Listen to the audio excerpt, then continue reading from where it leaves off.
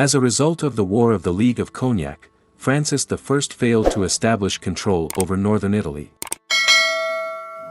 The fighting in Italy stopped, but as it turned out, not for long.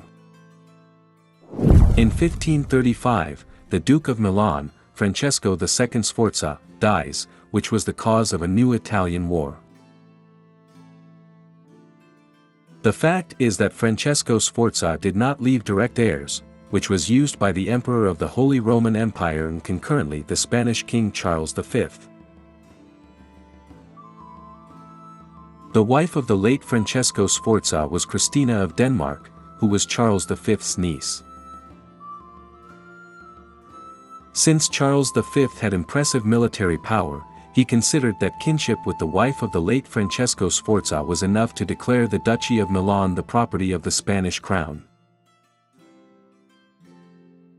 The Italian states were forced to accept the transfer of the Duchy of Milan under the rule of Charles V, as they were unable to fight the Spanish army.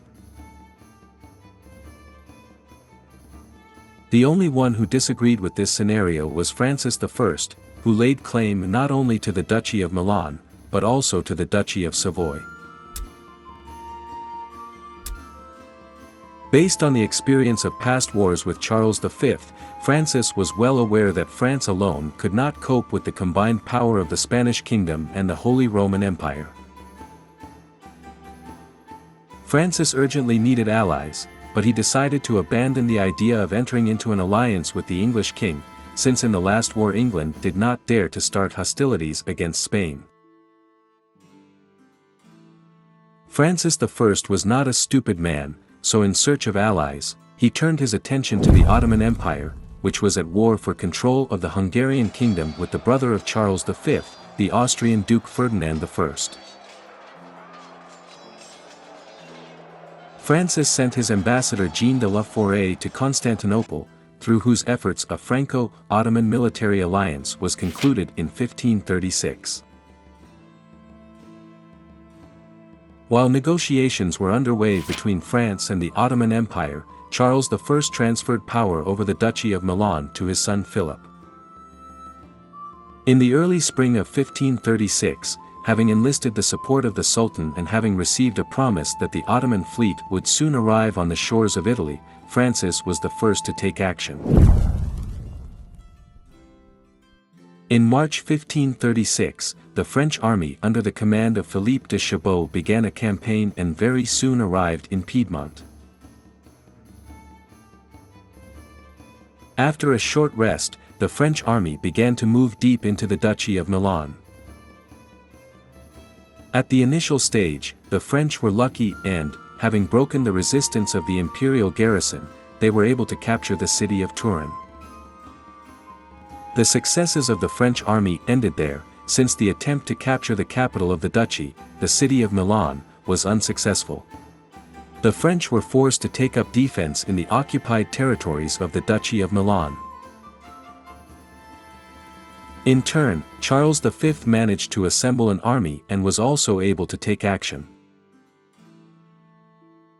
Instead of attacking the French army, which took up defensive positions in the Duchy of Milan, Charles V sent his army to France.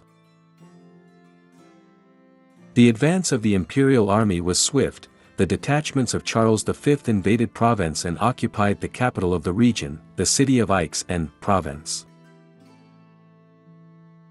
The French, realizing that the numerical advantage was on the side of Charles V, did not dare to attack the imperial army, but instead made maneuvers near Marseille, creating threats to enemy communications. French tactics proved to be quite effective. Since Charles V was unable to defeat the French in a pitched battle, he was afraid to attack the well-fortified city of Avignon, risking being stabbed in the back by the French army. Thus, the Imperials, having occupied a significant part of Provence, were inactive. Some sources claim that the French deliberately left overripe fruits on the trees so that the Imperials, having eaten them, began to suffer from diarrhea. It is not known whether the French succeeded in implementing the insidious plan to infect the imperial army with diarrhea, but the army of Charles V did not take active steps. At this time, the French army in Italy received reinforcements and began to move towards Genoa, planning to capture the city. A plan was drawn up to capture the city, according to which the French army was to attack the city from the land, while the combined Franco-Ottoman fleet, located near the Italian coast, was to attack the city from the sea.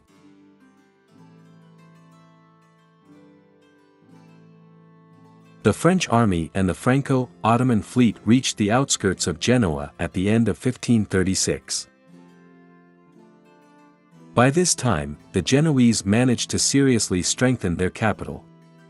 The sight of a beautifully fortified city upset the Allies very much, since during the assault on the city one could suffer serious losses and not achieve any results.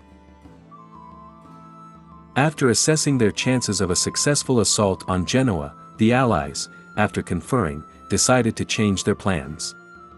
The French army, having abandoned the assault on Genoa, advanced to Piedmont and during the offensive was able to establish control over vast territories. In 1537, the Ottoman fleet under the command of Hayreddin Barbarossa, in order to divert the forces of the Imperials, raided the Italian coast and ravaged a huge number of cities. Both sides of the conflict find themselves in a rather unpleasant situation. The French did not have sufficient forces to control the entire Duchy of Milan, as they had to keep a significant part of the army in France in order to prevent the Imperials from occupying Avignon and continuing to move deeper into the kingdom.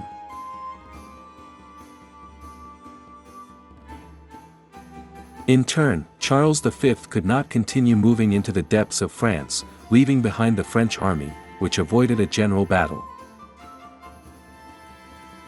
It should be understood that most of both the French and the imperial armies consisted of mercenaries who had to be paid a salary, whether they were fighting or not.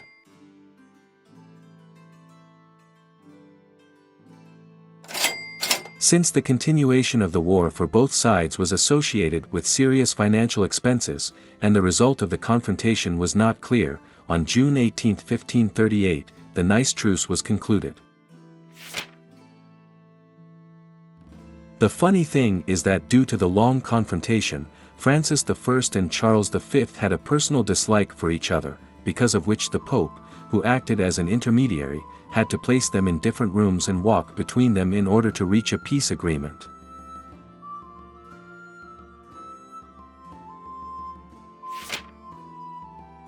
Despite the fact that peace was concluded between Charles V and Francis I, Hayreddin Barbarossa, who was primarily a corsair and only secondarily the commander of the Ottoman fleet, continued to actively plunder the Italian coast. To stop the plunder of the Italian coast, another Holy League was created, which, in addition to the Pope, included Genoa, Venice and Spain. The Allied fleet, led by the Genoese Admiral Andrea Doria, began to gather near the island of Corfu. The Allied fleet consisted of 50 sailing ships and 140 galleys, which at that time was a very impressive force. At this time, the Ottoman fleet, consisting of 80 galleys and 40 sailing ships, was located in the Bay of Preveza. As soon as the entire Allied fleet had gathered near the island of Corfu, it began to move along the coast of the Balkan Peninsula with the intention of meeting the Ottoman fleet and imposing a general battle on it. Having reached the island of Sesula, located not far from the western coast of Lefkada, the Allied fleet anchored.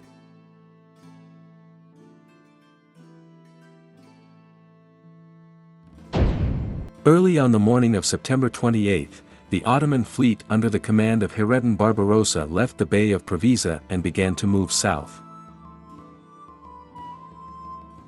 Very soon, the Ottomans noticed the Allied fleet anchored and began to prepare for the upcoming battle. The appearance of the Ottomans came as a complete surprise to the Allies. In addition, at the moment the battle began, the wind suddenly died down, which deprived the sailing ships of the Allied fleet of the opportunity to fully maneuver. Barbarossa quickly orientated himself in the changed situation and ordered the galleys to attack the Venetian galleon anchored far from the main fleet. The Ottoman galleys went on the attack, as they would not need the wind to move. Having approached the distance of the shot, the galleys began to fire at the Venetian galleon. The commander of the galleon also did not lose his head and began shelling the Ottoman galleys attacking him. Since the galleon had impressive firepower, the galleys had to maneuver. After the salvo, they maneuvered away from the return fire of the galleon, after which they again returned to the line of fire and fired again. The confrontation between the Venetian galleon and the Ottoman galleys continued for quite a long time. As a result of this confrontation, the galleon was seriously damaged, but still managed to sink 3 Ottoman galleys. At this time, the Allied fleet, as well as the main body of the Ottoman fleet, was limited to long-range firefights. Both sides hesitated and did not dare to start a full-scale naval battle. At about 5 o'clock in the evening the weather deteriorated badly. A strong wind picked up, followed by heavy rain, due to which visibility seriously deteriorated. The commander of the Allied fleet, Andrea Doria, was well aware that the weather conditions did not allow for a full-fledged naval battle and therefore ordered his fleet to retreat to the island of Corfu. Due to bad weather, the Allied ships interfered with each other and disrupted the formation. In turn, the Ottoman commander, watching the retreat of the Allied fleet, at the beginning thought that this was some kind of military trick. But after some time, he realized that the Allied fleet was indeed retreating and immediately ordered his ships to begin pursuing the enemy. Since the right moment to start the pursuit was missed, most of the Allied fleet managed to reach Corfu without any problems. During the retreat, 2 Allied galleys fell behind the main fleet and were sunk by the Ottoman ships. Thus, despite the efforts made, the Allied fleet failed to defeat the Ottoman fleet. Nevertheless, Hayreddin Barbarossa, realizing that there was a possibility of meeting with a numerically superior Allied fleet, began to act more cautiously, which significantly reduced the number of attacks on the Italian coast. After the end of hostilities, almost the entire Duchy of Milan was under the rule of Charles V, and Francis I gained control over Turin and a significant part of the Duchy of Savoy. The main result of this war was not the territorial acquisitions of the parties, but an alliance between France and the Ottoman Empire, which lasted for several centuries. If you like this video, be sure to subscribe to my channel and click on the bell.